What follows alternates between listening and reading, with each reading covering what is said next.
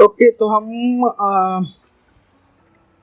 आखिरी वक्त पे थे डिविजिबिलिटी ऑफ 3, मतलब डिविजिबिलिटी बाय 3, यानी कि ऐसा कौन सा, कैसे पता चलेगा कि ये नंबर 3 से डिविजिबल है कि नहीं।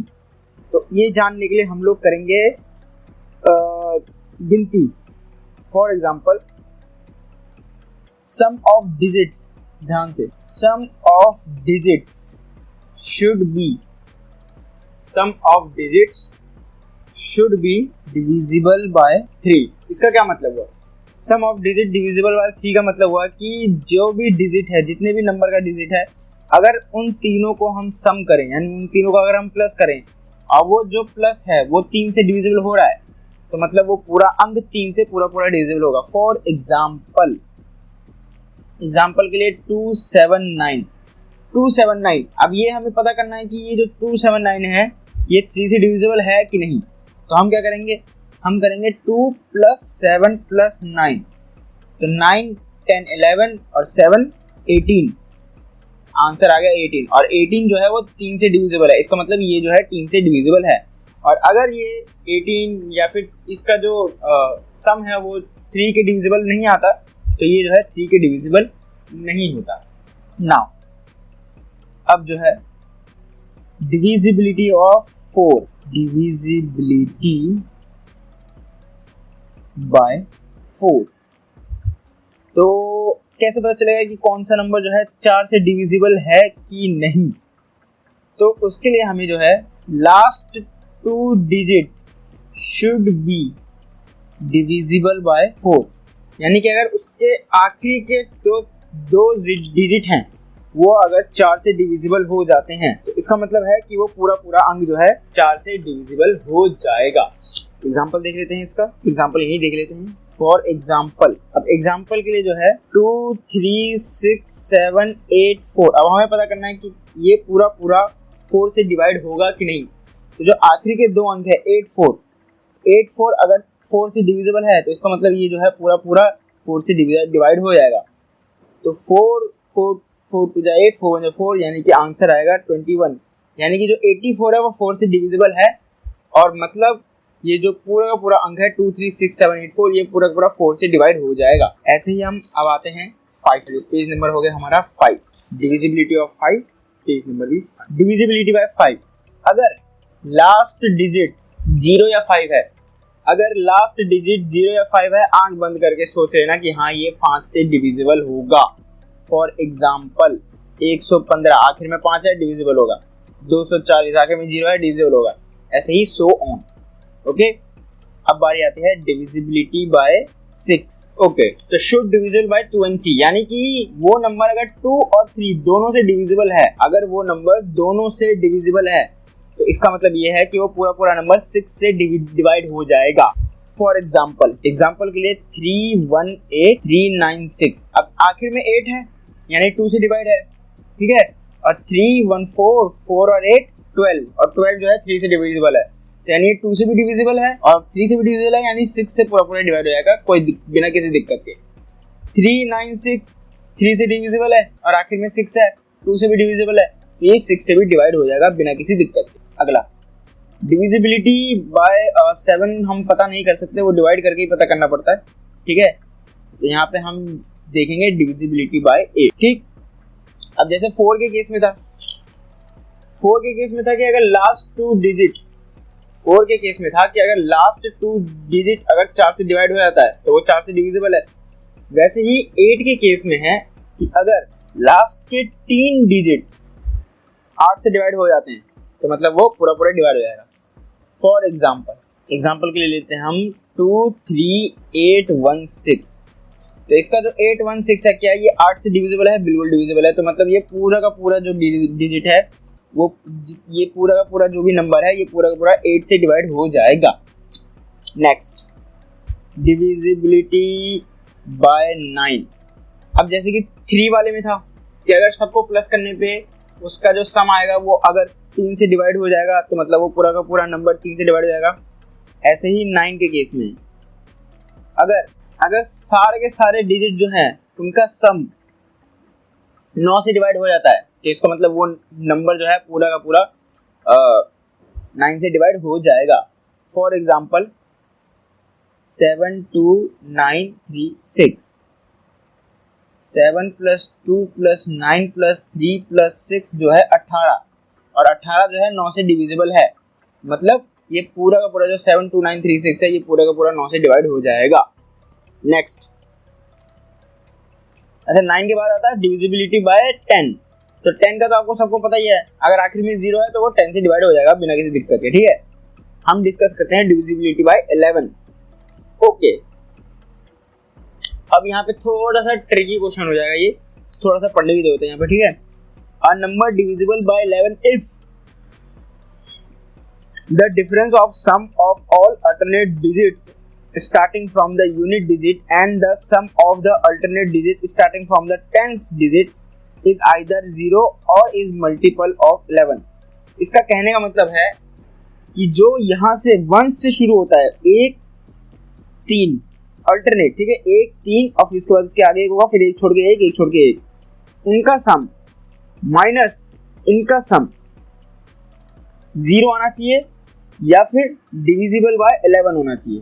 ठीक है, जैसे कि इसका मैं पहले बता देता हूं, इफ द, ध्यान से इसको देखना, ठीक है, difference of the sum of the alternate digit starting from the units digit and the sum of the alternative from the tens digit is either 0 or is a multiple of 11। ठीक, अब इसका example ले लेते हैं। इसने बोला है कि 1 से, ठीक है, 1 से, ठीक है, जब जैसे कि 1 3 3 1 है, तो 1 से जो सम आएगा अल्टरनेट पे ये और ये, यानी कि 1 + 3 को अगर हम माइनस करें टेंस से जो अल्टरनेटिव नंबर है उनका सम, टेंस से यानी ये अल्टरनेटिव यानी एक को छोड़ के एक, तो 3 + 1, अगर इसका आंसर 0 आता है या मल्टीपल ऑफ 11 आता है तो ये जो नंबर है पूरा पूरा 11 से डिवाइड होगा। तो यहाँ पे हम साफ साफ देख रहे हैं 0 आ रहा है, मतलब ये 11 से डिविजिबल है। ओके, अब 12 13 14 15 16 17 18 18 तक का कोई भी मतलब नहीं है ठीक ठाक, इसलिए हम सीधा जा रहे हैं 19 पे। Okay, a number is divisible by 19 if the sum of the number formed by digits other than the unit digit and twice the unit digit is divisible by 19। मतलब देखो जो फॉर्म हुआ है, if the sum of the number formed by यानी उन number का सम जो कि बनेगा digit other than the unit digit, यानी कि जो डिजिट है यूनिट को छोड़ के, and twice the unit digit यानी कि जो यूनिट डिजिट है उसको हम 2 से मल्टीप्लाई कर देंगे और जो बाकी बचे डिजिट्स हैं उसको उसमें प्लस कर देंगे। तो जो भी आंसर आएगा अगर वो 19 से डिविजिबल है तो भैया वो डिविजिबल है। फॉर एग्जाम्पल, पहले इसकी डेफिनेशन लिख देता हूं मैं, if the sum of the numbers formed by digits other than the unit digit and twice the unit digit is divisible by 19। Example के लिए 76 है, तो इसने बोला कि जो यूनिट डिजिट है उसका दुगना यानी 6 × 2 प्लस जो बाकी बचे डिजिट्स हैं वो सबको प्लस कर दो, प्लस कर देते। यहाँ पे 7 ही है, अगर 8 होता तो +8 9 10 ऐसे करते जाते। अगर इनका सम 19 से डिविजिबल है तो भैया वो पूरी तरह से डिविजिबल है, तो इसका सम ही 19 आ रहा है और 19 तो 19 से डिविजिबल होगा ही, तो ये पूरा का पूरा इससे डिविजिबल है। तो यहाँ तक आपके सारे शॉर्टकट्स खत्म हो जाते हैं। ओके, अब यहाँ पे एक चीज हम पढ़ेंगे वो है LCM, लोएस्ट कॉमन मल्टीपल या फिर लीस्ट कॉमन मल्टीपल। ये आपके फ्रैक्शंस में बहुत ज्यादा काम आएगा, इसलिए ये आपका बेसिक क्लियर होना चाहिए। तो एक बार मैं आपको LCM भी इसमें पढ़ाता हूँ, जो जो चीजें हैं वो सब मैं इसमें शुरू से लेके एंड तक पढ़ाऊंगा, स्पून फीडिंग करूंगा। बस आप वीडियो को स्किप मत कीजिएगा। पेज नंबर 5 और ये है पेज नंबर 6। PDF आपको लिंक जो है डिस्क्रिप्शन में मिल जाएगा, टेलीग्राम का लिंक होगा, उस पर क्लिक करेंगे डायरेक्ट आप उसी फाइल पे आ जाएंगे। पहले बार लिंक पे क्लिक करना तो टेलीग्राम ज्वाइन हो जाओगे और दूसरी बार करोगे तो डायरेक्ट उसी फाइल पे पहुंच जाओगे जो जहाँ से ये फाइल है। ठीक है, ओके। तो LCM इसका मतलब क्या होता है? तो लीस्ट कॉमन मल्टीपल। इसको मैं एकदम साधारण भाषा में इसको बता देता हूँ कि लीस्ट कॉमन मल्टीपल का क्या मतलब होता है। लीस्ट कॉमन मल्टीपल यानी कि ऐसा सबसे छोटा सा छोटा नंबर जो कि सबसे मतलब सबका मल्टीपल हो। समझे?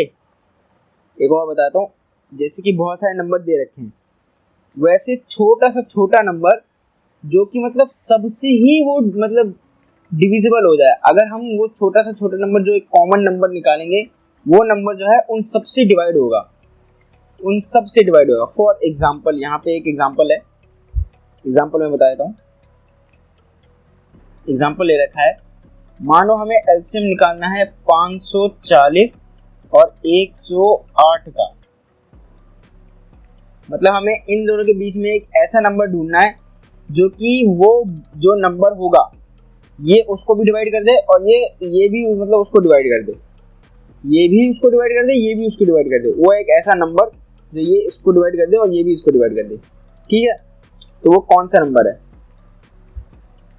हम जैसे निकालते हैं, निकालने का एक तरीका होता है, 50 है, इसका हम फैक्टर निकालते हैं।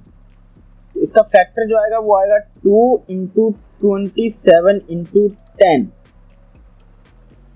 ठीक, यानी कि 2 की पावर 2 × 3 की पावर 3 × 5, और 108 का जो आएगा वो आएगा 2 की पावर 2 × 3 की पावर 3। ठीक, तो अब इनमें हमें निकालना है कि जो सबसे ज्यादा है, जैसे कि ये है और ये है, इसमें 2 की पावर 2 कॉमन है, यहाँ से हम 2 की पावर 2 जो है हम एलसीएम में कॉमन ले लेंगे। ठीक, मल्टीप्लाई 3 की पावर 3 कॉमन है, 3 की पावर 3 कॉमन ले लेंगे। ठीक, मल्टीप्लाई 5 है, 5 यहाँ पे नहीं है, फिर भी हम इसको मल्टीप्लाई में लेंगे, क्योंकि 5 को मल्टीप्लाई में लेंगे तभी तो ये इसको या इसको डिवाइड कर पाएगा, इसलिए हम 5 को मल्टीप्लाई में लेंगे। तो आंसर आएगा 540। अगर आपको अभी समझ में नहीं आया तो मैं एकदम सिंपल भाषा में दोबारा आपको बताता हूँ। आपने बचपन में पढ़ा होगा, 540 है। अब इसको हम शुरुआत से डिवाइड करेंगे, एकदम फैक्टर निकालेंगे, एक जितने फैक्टर में उतने फैक्टर निकालेंगे। फॉर एग्जांपल, अब इसमें 1 से हम डिवाइड नहीं करते, 2 से शुरू करते हैं। तो 2 से डिवाइड करेंगे तो क्या आएगा, 2 × 2 = 4, 7 × 2 = 14, 0 है। फिर से 2 से डिवाइड करेंगे, 2 से डिवाइड हो जाएगा, 2 × 1 = 2, 3 × 2 = 6, 5 × 2 = 10। अब यहाँ पे 5 आ गया। अब 2 से तो ये डिवाइड हो नहीं पाएगा, आखिर में 0, 2, 4, 8 तो है नहीं, तो हम इसको 3 से एक बार डिवाइड करके देखते हैं क्या 3 से डिवाइड होगा। 5, 6, 7, 8, 9, इन तीनों का सम 9 आ रहा है, मतलब 3 से डिवाइड होगा। तो अब 3 से डिवाइड करें, 3, 4 × 3 = 12, 5 × 3 = 15। अब ये क्या 3 से डिवाइड होगा, 5, 6, 7, 8, 9, हाँ डिवाइड हो जाएगा 3 से डिवाइड करेंगे, 9, 8, 4, 3, 1 = 3, 3, 5 = 15। क्या ये फिर से 3 से डिवाइड होगा? हाँ बिल्कुल होगा। 3 से डिवाइड करेंगे, 3, 5 = 15। अब ये किससे डिवाइड होगा? 5 से होगा, 5, 1 = 5। अब आखिर में 1 आ गया, तो अब इससे कोई डिवाइड नहीं होगा, तो इसके जो फैक्टर बन गए हमारे 2, 2, 3, 3, 3 और 5 बन गए। ठीक है, अब हम 108 का फैक्टर निकालेंगे। इसका फैक्टर कैसे निकालेंगे? वही सिंपल सा रूल है, पहले 2 से डिवाइड करेंगे, 5 × 2 = 10, 4, फिर 2 से डिवाइड करेंगे, 2 × 2 = 4, 7 × 2 = 14, फिर अब ये 2 से डिवाइड होने का 3 से हो जाएगा, तो 3, 9, 3 = 27, फिर 3, 3, 3 = 9, खत्म, एक आ गया। अब इसके फैक्टर क्या बन रहे हैं? 540 के फैक्टर बन रहे हैं 2 × 2 × 3 × 3 × 3 × 5, और 108 के फैक्टर क्या बन रहे हैं? 2 × 2 × 3 × 3 × 3।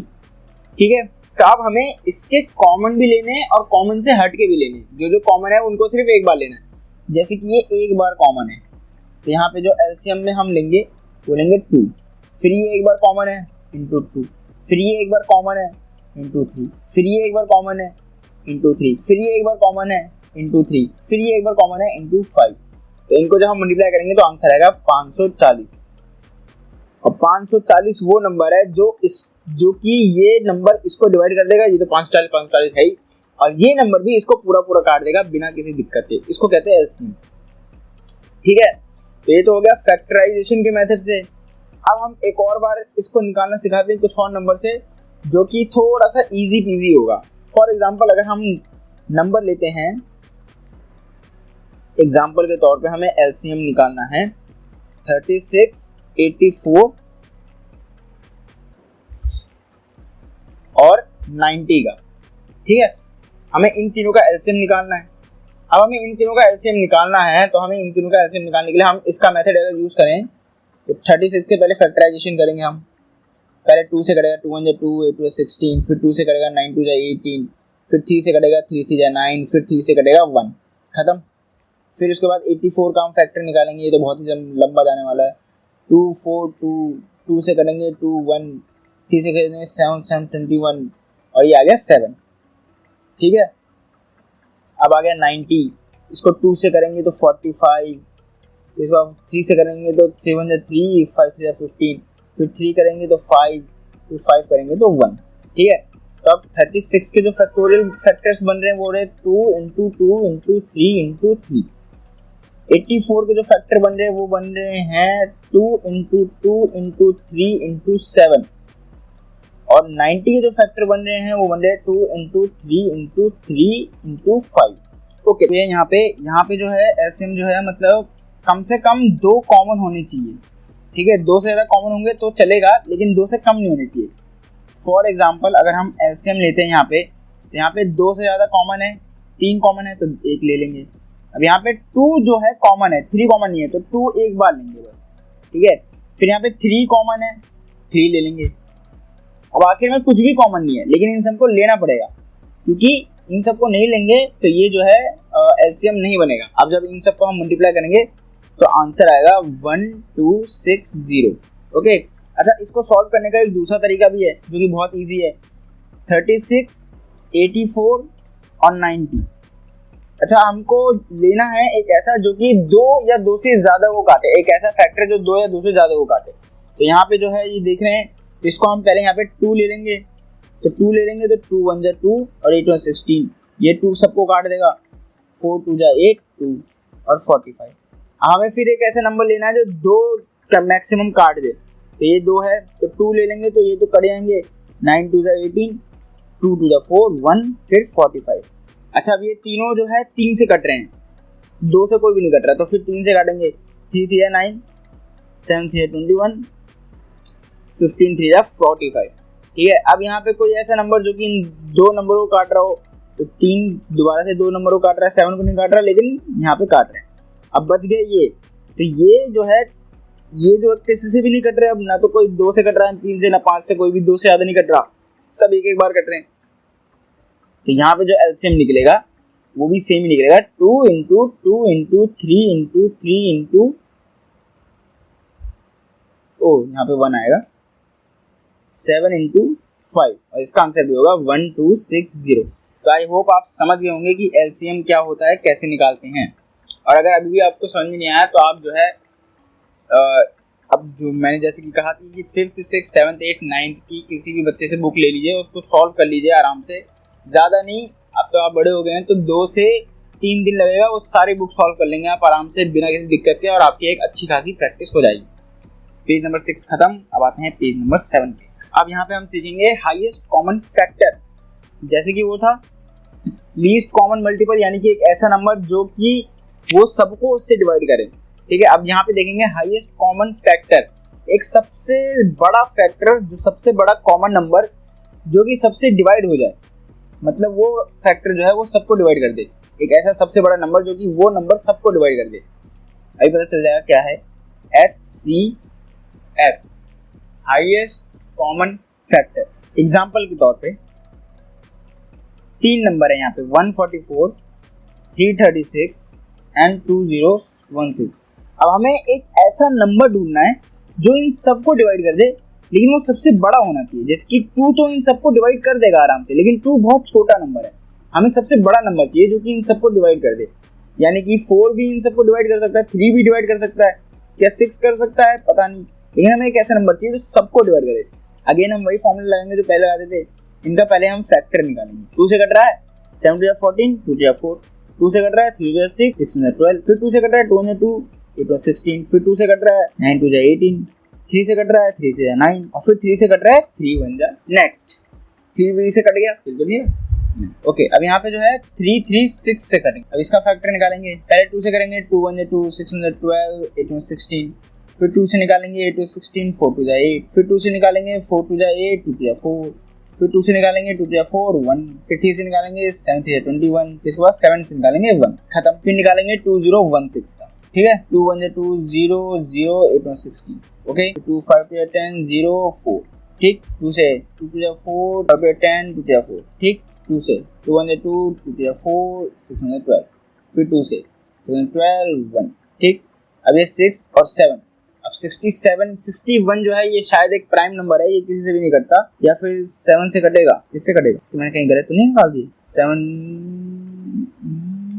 6 7 1 2 3 4 5 6 12, ओके, यहाँ पे 3 आएगा, और वही मैं सोचूं कहीं गलत तो नहीं कर दे, ओके।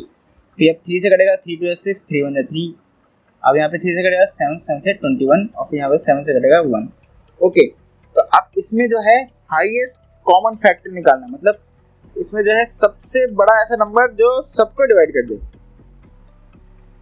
फॉर एग्जाम्पल 2 तो सबको डिवाइड कर रहा है, ठीक है, लेकिन ऐसा कौन सा सबसे बड़ा नंबर है जो सबको डिवाइड कर देगा, तो वैसे हम निकालेंगे। तो 144 का जो है, इसमें अब हम हॉटस्पॉट नहीं करेंगे, बहुत लंबा बन गया है। 144 का जो है 2 × 2 × 2 × 2 × 3 × 3, ओके। 336 का बन रहा है 2 × 2 × 2 × 2, 1 2 3 4, इसमें भी 4 है, 3 × 7, ओके। 2016 का बन रहा है 2 × 2 × 2 × 2 × 2, 5 बार 2 है, 3 × 3 × 7। अब यहाँ पे तीनों में कॉमन आना चाहिए, तीनों में कॉमन आना चाहिए, तो HCF जो होगा तीनों में कॉमन आना चाहिए, ऐसा नहीं कि कॉमन आना चाहिए तीनों में। तीनों में कॉमन है 2, फिर से तीनों में कॉमन है 2, फिर से तीनों में कॉमन है 2, फिर से तीनों में कॉमन है 2, यहाँ पे तीनों में कॉमन नहीं है, लेकिन यहाँ पे ये कॉमन है, देखो 3 3 3 3, फिर यहाँ पे जो है 3 3 7 7 कॉमन नहीं है, खत्म। तो 2 2 4 2 8 2 16 2, तो इसके बाद 6 2 4 2 8 8 6 48। तो 48 एक ऐसा नंबर है सबसे बड़ा इन तीनों में, जो इन तीनों को ही डिवाइड कर देगा। 48 को अगर हम 144 अपॉन 48 रखें तो भी पूरा कर जाएगा, 336 को अपॉन 48 रखें तो भी पूरा कर जाएगा, और 2016 अपॉन 48 रखें तो भी पूरा कर जाएगा। तो ये था हाईएस्ट कॉमन फैक्टर का एक इजी तरीका। एक डिवीजन मेथड भी है जिसे कि आप अगर सीख लें तो बढ़िया रहेगा। मान लीजिए कि हमें एग्जांपल के तौर पे हमें निकालना है HCF 144 का 336 से, तो हम कैसे निकालेंगे? तो इसमें से बड़ा नंबर कौन है? 336 है, इसको हम रख देंगे डिवाइड पे, 336 को रख देंगे डिवाइड पे, और 144 को रख देंगे डिवाइड करने के लिए, ठीक है। अब ये कितने बार में कटेगा? ये कटेगा 2 बार में, 8 8 8, ओके। तो यहाँ पे अब जो रिमाइंडर बचेगा वो रिमाइंडर बचेगा 48। अभी जो 144 है इसको हम 48 से डिवाइड करने की कोशिश करेंगे, ठीक है। तो ये हमारा जो है 3 बार में कट जाएगा, 144 0 आ गया, तो हमारा जो 48 है वो हमारा आंसर बनेगा। जहाँ 0 आ जाएगा उसके ऊपर जो 48 होगा वो हमारा आंसर बनेगा, ठीक। LCM HCF खत्म हो गया इधर। अब क्या रह रहा है? LCM HCF fractions, okay. तो अब ये कुछ चीजें हैं। LCM फ्रैक्शन जो है, LCM ऑफ फ्रैक्शन यानी कि LCM ऑफ न्यूमरेटर और HCF ऑफ डिनोमिनेटर, हम जो है इससे LCM निकाल सकते हैं आसानी से। अगर HCF ऑफ फ्रैक्शन निकालना है तो HCF ऑफ न्यूमरेटर और LCM ऑफ डिनोमिनेटर, इससे जो है हाईएस्ट कॉमन फैक्टर निकल जाएगा।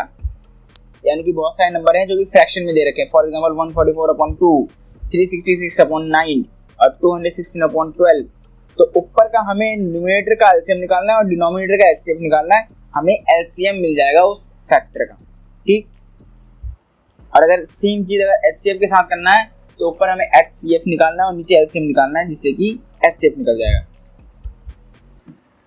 यहाँ पे मैं फॉर्मूले लिख देता हूँ, LCM of numerator upon HCF of denominator, ठीक। अगला HCF of fraction, HCF of numerator upon LCM of denominator, ठीक। यहाँ पे हमारा LCM और HCF खत्म हो जाता है। अब हम बढ़ रहे हैं पेज नंबर 8, जो कि है बहुत ही ज़्यादा इम्पोर्टेंट, वो है बोर्डमास रूल। ओके, आई होप आप लोगों ने बोर्डमास रूल पढ़ा होगा। आपने बहुतों ने पढ़ा नहीं होगा तो सुना तो होगा ही, और बोर्डमास रूल पढ़ा तो होगा ही यार, सुना क्या पढ़ा भी होगा। ठीक है, तो बोर्डमास रूल क्या कहता है, आखिर क्या मतलब है बोर्डमास का। तो सबसे पहले आता है बी।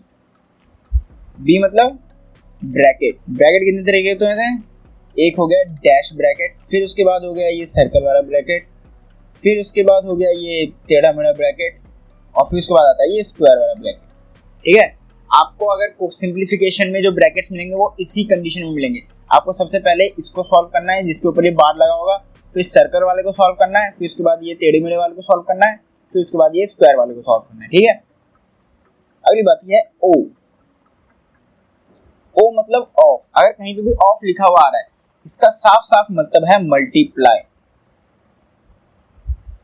यानी कि गुणा।